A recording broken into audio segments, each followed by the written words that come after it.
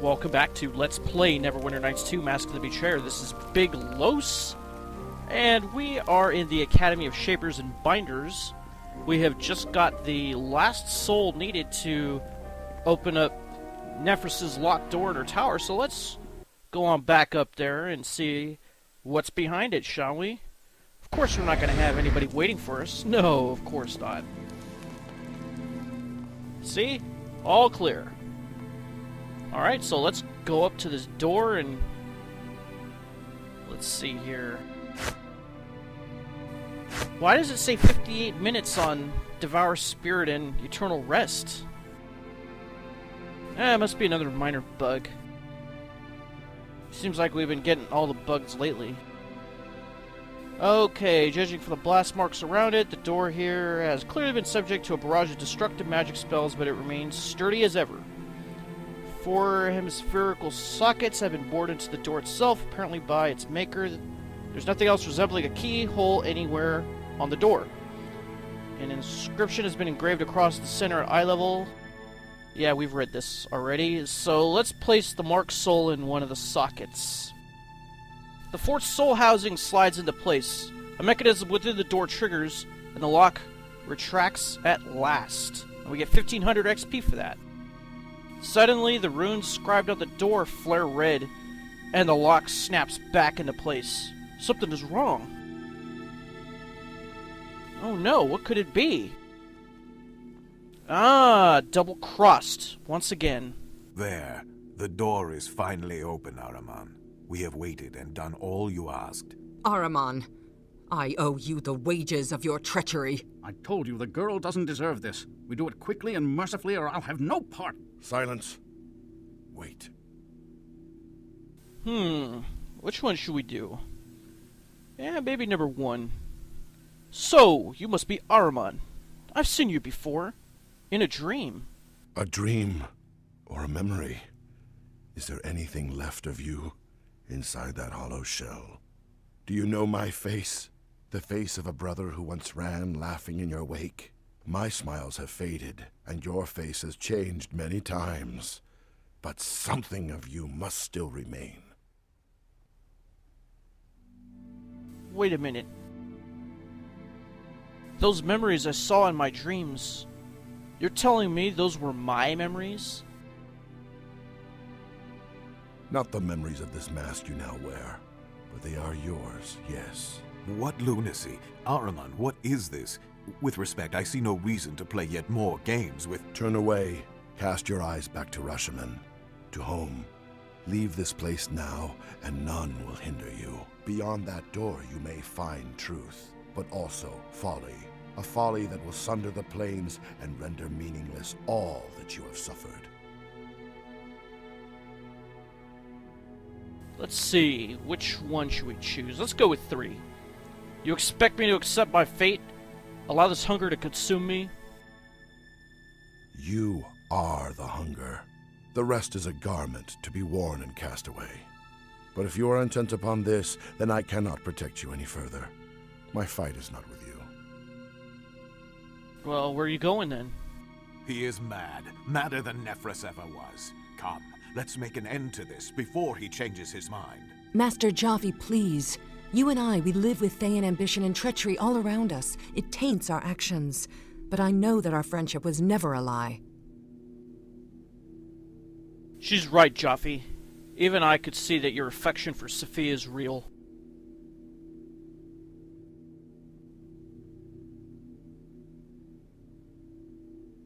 Perhaps, my dear, but I know you stood by, watched as they murdered my mother. I know you must think that condemns you to their side, but it doesn't. They would have killed you for opposing them.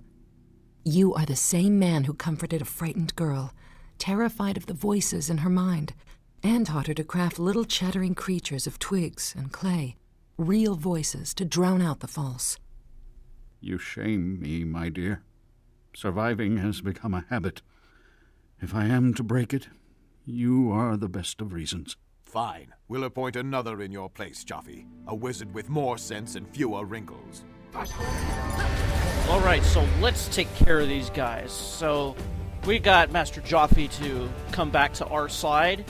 so we're not going to kill him, but we'll kill the rest. It looks like all of these wizards, all at the same time, are casting Ethereal Visage. It doesn't look like we can attack any of them. I'm not succeeding on clicking on any one of them. As easy as dreaming. But I think we will be able to cast area effect spells and affect them. So why don't we turn spell casting back on for everybody. Let's do it back to scaled. We don't need to use up everything. And since we're here, we might as well pick a spell to use. So which one? Would Bombardment be good, or would Elemental Swarm? Or do we have something else that we could use? How about Epic Gate? Let's have everybody cast that. Yes? I think you should do the same thing. Since we did use a feat to get it, why don't we just cast Epic Gate for everybody? You too, Sophia. You don't have to walk anywhere, just cast it. There you go.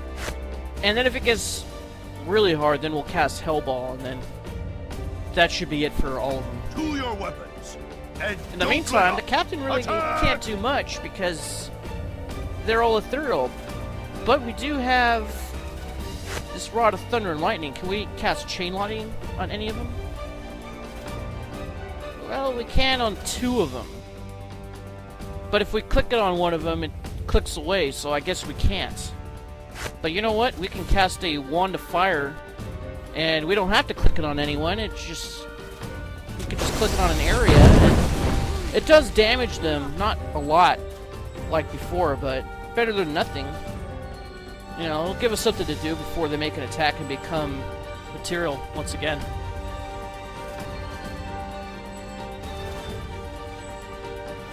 So why don't we do it again? Let's see, you're still casting it, so are you. I have my eye on I guess we might as well just cast it a couple more times. Armature, what are you doing? Oh, Mistress Zerza is almost dead, so I guess we might as well... Zerzura. Oh, we got some sneak attacks, I love it. Killed one. Let's see. Who else should we be killing? Who is this? Why aren't you things attacking? We went through all the trouble of summoning you guys. And we had one of them turn into a Nightwalker, but we killed it. Oh, good. What a waste. I suppose my colleagues were annoying, but I had grown used to them. A frightful mess altogether. If anyone heard of the noise of this awful business, I'll return to the academy and head them off. Okay, why don't you do that? It's a good idea. You know, just say, hey, everything's cool. Yes? I guess all these guys really got are gold pieces, so we'll just pick up all these treasure bags. There's another one. Oh, this time we got a quarterstaff plus 5. Okay. And a magic rod. What is this thing? Rod of Reversal. Does dispel magic 3 charges per use, greater dispelling 5 charges per use. And it's got 50 charges. So it's more like a wand than a rod. Usually rods have unlimited uses. But we'll put it in our quick keys in case we need to dispel anything like... Yes. Ethereal Visage. Oh, Gann got a level up. Cool, okay. So let's go to his level up screen. And we'll give him another level of Spirit Shaman. We'll recommend his skills. And then we got another feat. Oh, now we got the epic spells back, all of a sudden. Alright, I guess... recommends great charisma, but you know what? I want to take Hellball. Because in a pinch, it could be really useful. Now, of course, it will do mega damage, kind of like the Captain's Fiery Void, but... if you're fighting bosses or a lot of enemies, you just want to take them all out quickly, and that's probably the best way. So let's go into this portal. We're not even really sure where it goes. Although we do have a good idea. And now it says we're in a Boneyard. But where is this Boneyard? what? Let's see. Do you have anything more to say? Do you know where we are? I guess not. This is the same thing that you said before. Yeah, farewell. Okay. And how may I honor you? Do you have anything to say? Let's see. Of course. Ask what you will, and I will do my best to answer. I'm not even turned around. Okay, I guess I could talk to you with my back turned to you, whatever. Oh, that's interesting. Look at all those floating asteroids. The corpses of gods float here, and this is where Myrkul was cast when he died. Okay, so we're on the Astral Plane. Oh, who are those guys? Well, let's go talk to him. Sardurin. Hold. Art thou the one my master awaits? Well, that would depend on who your master is waiting on. My lord hath commanded me to grant passage to an old friend. He described this being as one with an appetite that cannot be sated. He hath seen this person in his dreams, but he was uncertain how he would appear when he arrived. I am a spirit eater. That fits your description. Yes, I thought I recognized thee. It has been ages. Proceed then, and know that only a pale shadow of my master remains, wafting freely between dream and wake. Thou wilt need to approach his head and speakest in his ear if thou wish a waking audience. I thought it would be thou wishest. Who are these other guys? Knight of the Undying Dragon? Let's look at these guys. There is a peculiar manner in which this creature regards you.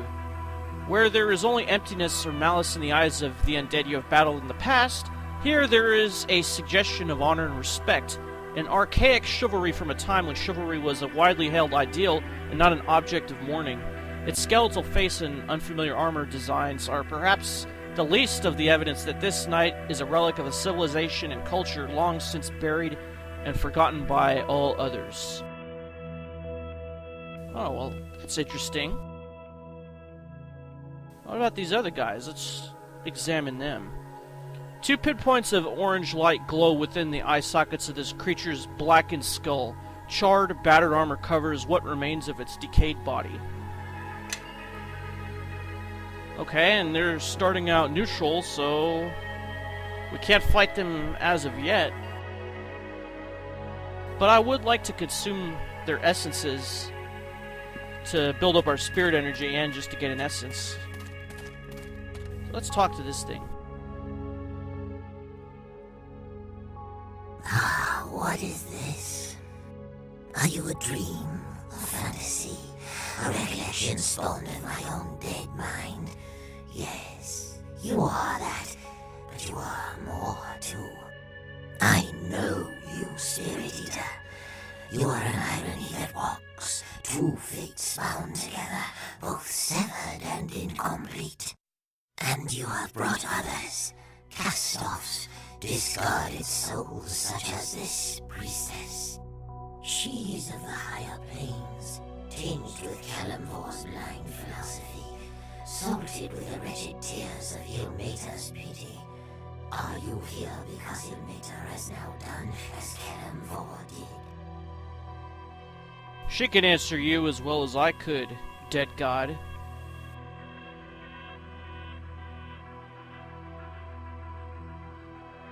Ilmater forsakes no one, Myrkul. Even ones who commit such atrocities as building the Wall of the Faithless and making vessels to feed its strength. Ilmater may take pity on you, little bird, but Kalimvor severed you like a gangrenous hand. He smelled the death of faith upon you. With all his pragmatism, he can be crueler than I, but he will not rule the dead better for it, I think. He rules the dead now, Myrkul. One could even say he rules dead gods as they drift in this empty place. Perhaps. It is an amusing notion, but your life embodies an irony of Kalimvor as well. Then what irony do you speak of? He does not know what he speaks of. Do I not? You sought to console the dying, soothe their pain and doubt. Then the true pain came when you discovered where you were guiding them. Doom guides. An apt name. What matters in healing their pain if the true agony is to come? That is what awaits them on my wall. It is only a structure. It will not survive time and faith. It will not survive me. She is correct. It is our intention to tear down the wall of the faithless. Mr. Gorbachev, tear down this wall.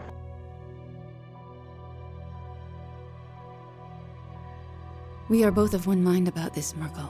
The wall will be destroyed. You would have an easier time dismantling Mount Celestia, stone by stone. Ritual and circumstance are not easily undone, little bird, and they are rarely accomplished by peace. Will you lead the living to slaughter and die for those already lost? What a sacrifice for you to demand of those who blindly follow you. Time and justice favor me. You know not what you say, Myrkul. I know this. I know your grandfather came to your god Kalimvor in secret before you mounted your great crusade. What do you mean? He lies. My grandfather shared no words with Kalimvor. Oh, there you are mistaken. He appealed on your behalf. He apologized for your narrow-mindedness. Described you as a rogue grandchild that did not learn the rules, the drumbeat by which the universe marches. Your own blood condemned you, but it was only a small punishment, was it not? You had already discovered how thin the cloak of Kalimvor's faith was. It does not keep out the cold, not at all. His punishment cast you out of his halls, sealed the door of your home to you. Never again will you walk on the slopes of Mount Celestia, hear the chorus in the house of the Triad. You are an angel left to walk the earth, with only her burning need for justice to keep her warm. A fairy tale with a bright beginning and a fiery end, I think. But isn't this how such falls always begin? She has not fallen, Myrkul, for she has not given up, and neither have I.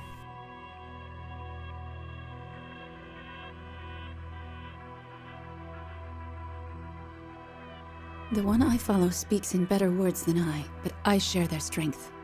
Some fall, it is true, but others? Victory and justice sustain them until they reach the gates of their enemy.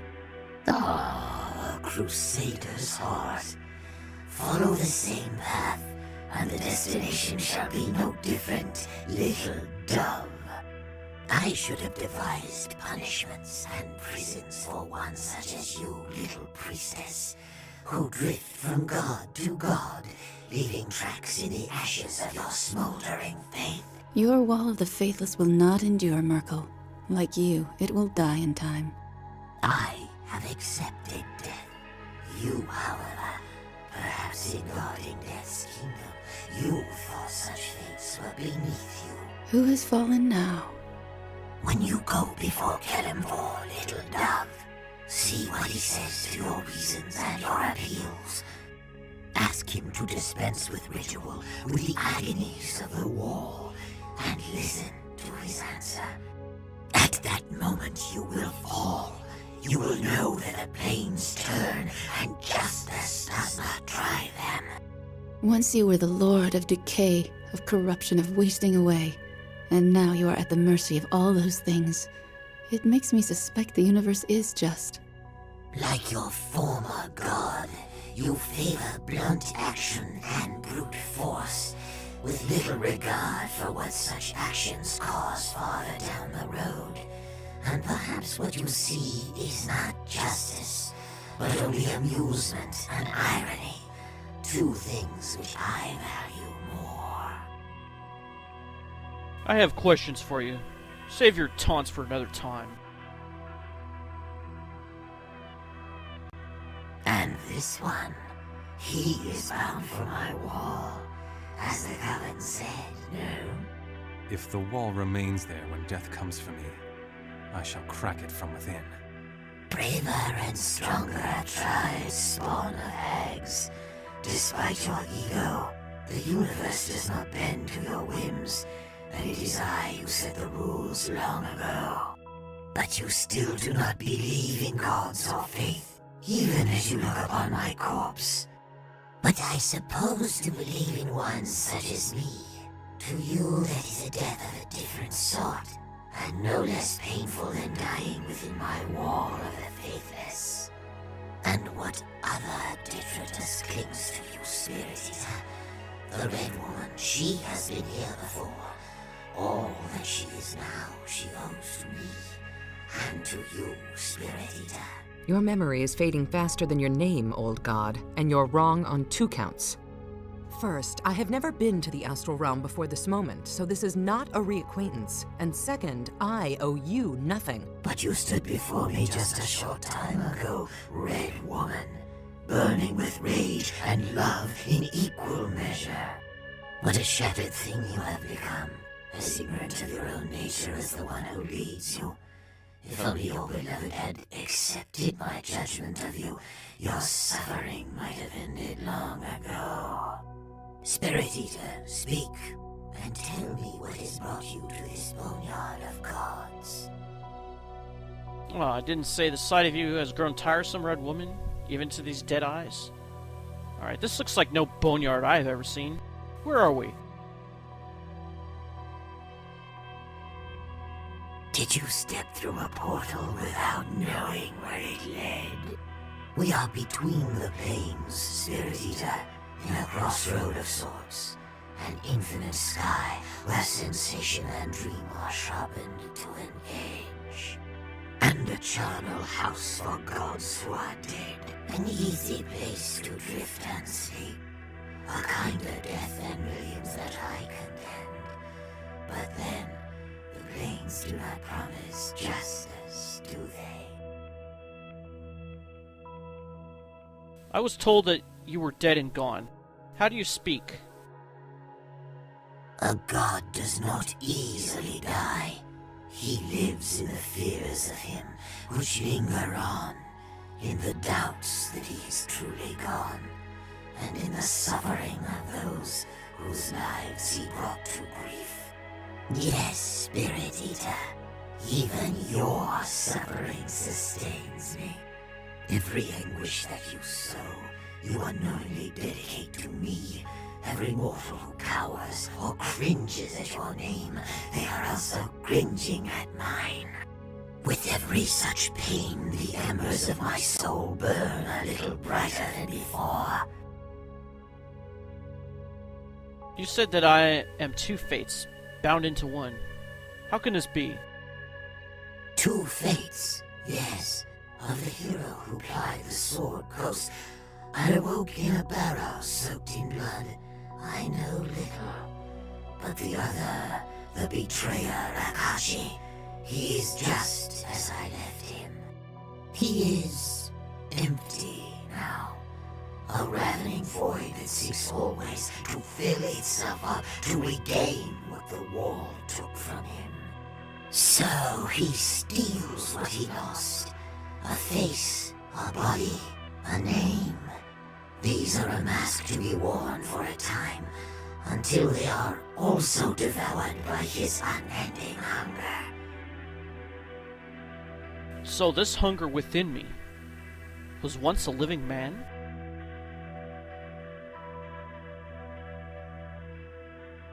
Yes, a man whose crimes against the planes were unsurpassed, and I devised a fitting punishment to match them. The betrayer's hunger was born in the wall of the faithless.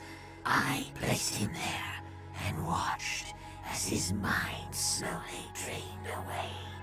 His thoughts, his memories, these were torn from his grasp, one by one. Emptiness filled him, the hunger of the wall. But before the wall could consume him completely, I tore him free, so that his suffering, his emptiness would linger eternal. What crime did Akachi commit? Wait a minute, let's do wisdom insight. You're only telling part of the truth, Myrkul. Akachi's punishment was also something more. Was it then? Wisdom insight. You said that my suffering helps keep you alive. That my hunger sows fear and pain, and these sustain you. I said those things, yes. If you are so clever, Spirit Eater, then make your point. Wisdom insight. My point is this. The Spirit Eater was a contingency, a plan to keep yourself alive. If this curse was ever ended, your evil works would be forgotten, and your consciousness would fade. Ah, Spirit Eater, what a sure wager you were. And of all the masks, you are the first to know what you truly are. Two faces bound together. One betrayed my faith, the other never worshipped me at all. The irony is deep and worthy of a god's devising. What crime did Akachi commit? He raised an army, marched against the realm of the dead, against his god. Is that not crime enough? But why? For what purpose? For justice. To tear down the wall of the faithless and set free all the souls that I had bound within. To defy the order of the planes, the combat between mortals and gods. Still, I think you're leaving something out. Why would one of your priests turn against you with no warning? Do not presume to hurl blame at my door, Spirit Eater. I cannot account for the treacheries of every mortal soul, only for their consequences. Why would the betrayer choose me for his mask? Oh, it was no matter of choice. The betrayer has become an empty, mindless thing. When he devours one mask, he simply waits for the next to appear. Perhaps you blundered too near, or perhaps he lay in darkness, trapped and forgotten, and someone gave you to him. Only love could be so cruel, I think. Akachi is not empty, not completely. I've seen the remnants of his memories in my mind. Oh? You have seen delusions, perhaps? The spawn of your desperate mind. Nothing remains of the betrayer's mind or self, else he would not be the ravening, empty beast that he is. So you punished the betrayer and all of his victims with him. I suffer now for the crime of another.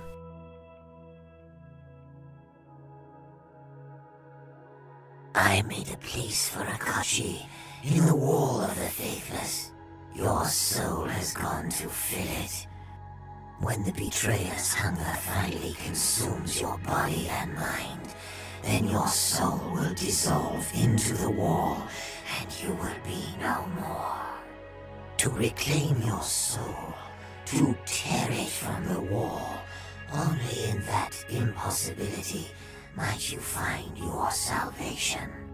But how to assault the city of judgment? Unless you were to follow a road already prepared. The Betrayer's Gate. The door at the bottom of your vault in Mulsantir.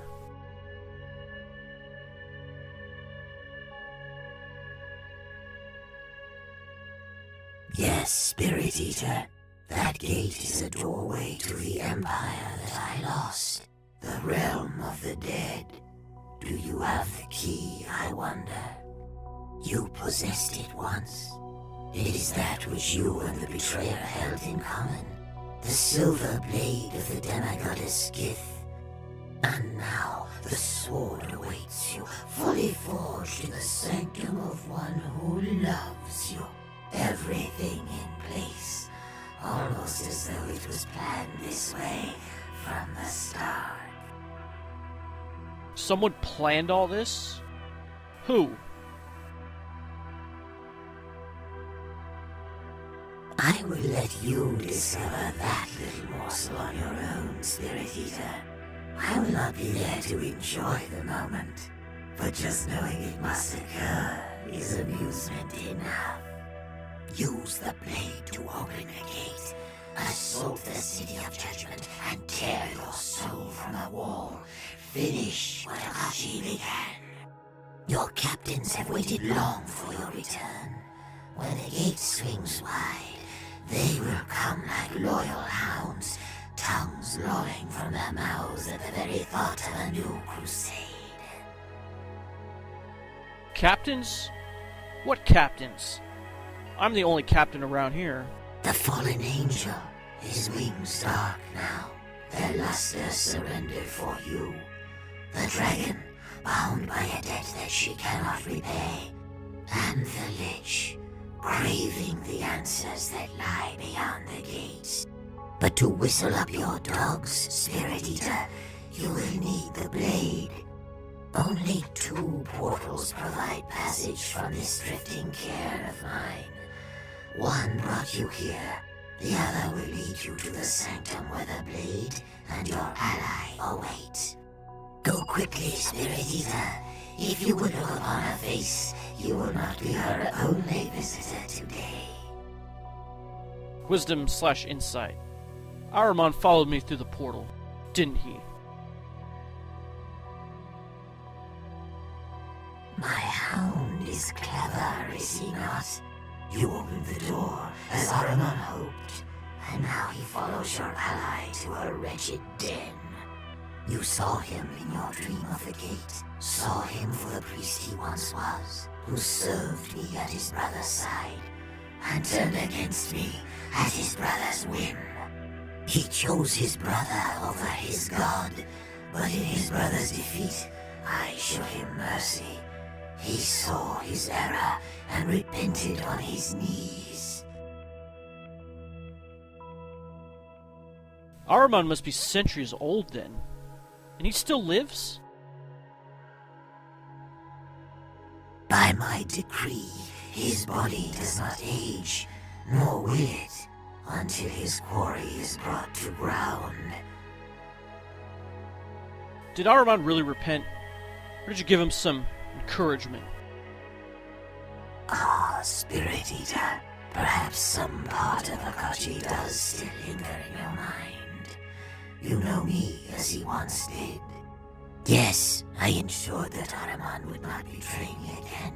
I set a guess upon him and imprisoned his soul in the City of Judgment, a hostage, until such time as he sent your ally's soul to its rightful place. Where is Araman's soul now?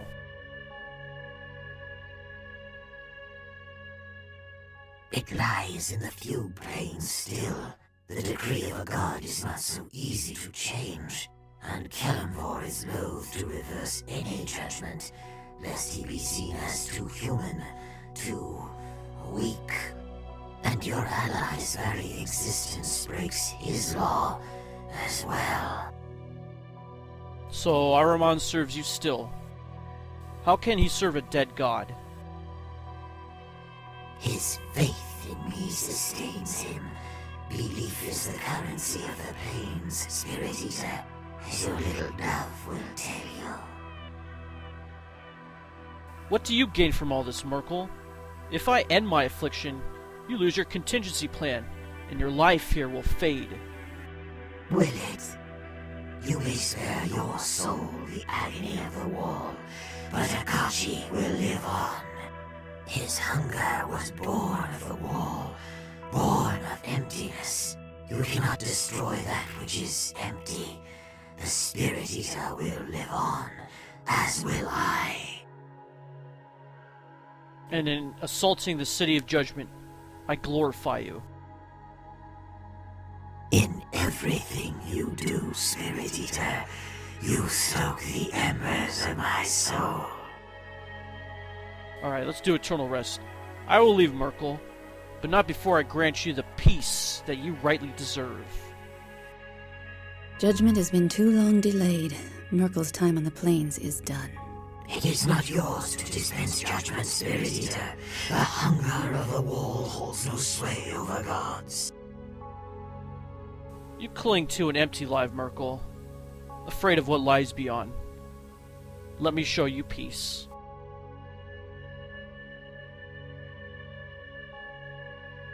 You have no right. Judgment is the purview of gods. In all you do, you glorify me, Spirit Eater. You stoke the embers of my soul. And now, I will snuff those embers out. Farewell, Myrkul. A final irony, even in this.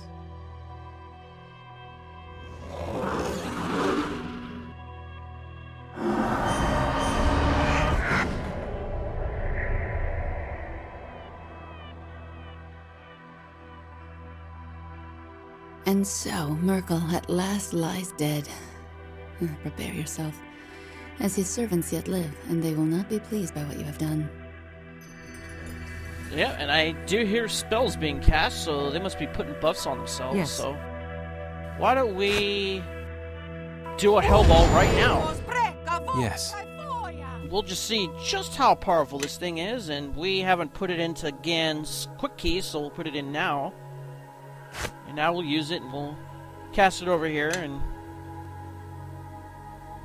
we'll see if we can just take these guys out as easily as I think we can. Yes?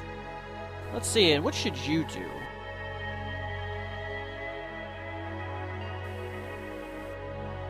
Maybe you should cast Gate, and then we'll have a Horned Devil to block, and then... What do you want? Captain, I just want him to run up in there. Try to get an Eternal Rest on at least one of them. Come on, Captain. Can you get around these guys? Or... Okay, there's one that's near death and another that's uninjured, so we'll do Eternal Rest on him. We get a Brilliant Spirit Essence out of it. And I really don't want to wait another 5 minutes, so we'll just take this guy out as quickly as we can. And there he goes. So let's pick up all of these treasure bags that have been dropped, mostly essences. Here we go. Here's another one. And here's some more up here. Oh, come on. Alright, you pick it up. Oh, what do we have here? A mysterious small object. I guess you're going to have to give it to the captain for him to identify it. And we'll just pick up all the rest of these things and we'll give them to Sophia. Give that one to the captain.